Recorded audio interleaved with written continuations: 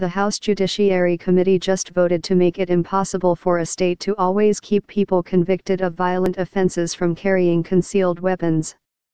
That was just a detail in a very long day and really dreadful debate about the right to bear arms. In a normal world it might be the talk of the dinner table, but really, this week hardly anyone noticed.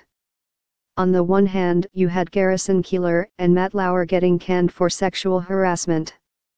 On the other, there's the President of the United States circulating a picture of a Muslim beating up a statue of the Blessed Virgin.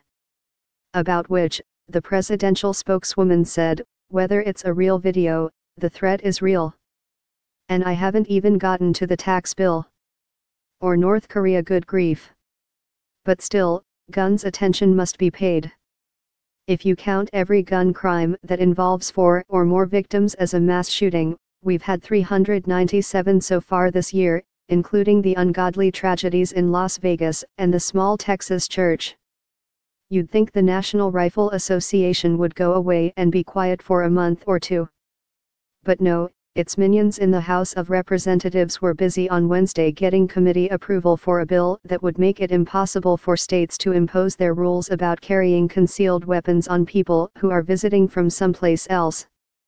Instead, we're supposed to respect the judgment of the state whence they came. People, do you have this kind of confidence? We are having this conversation 2 weeks after Wisconsin eliminated the age limit for hunting licenses.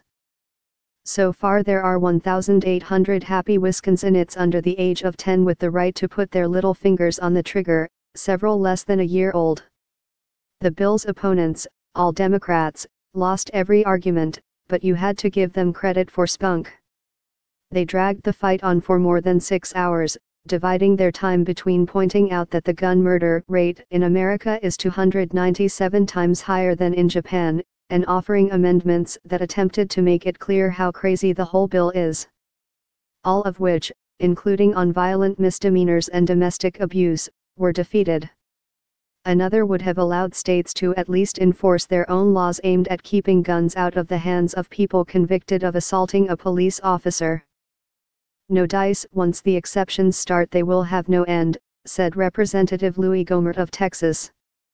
As you know, there is absolutely no national consensus when it comes to the right to carry a concealed weapon in public places. You have Missouri, where you can just buy a gun and put it in your pocket. You have places like California, where people are carefully screened, trained, and tested before they can get a gun and permit. The NRA yearns for a federal law that would allow Missourians to tote their guns around California, no questions asked. And here it is. The bill, known to its friends as concealed carry, could almost certainly pass the House. Even in this miserable year it probably couldn't make the 60-vote mark in the Senate. Good old Senate 60-vote rule.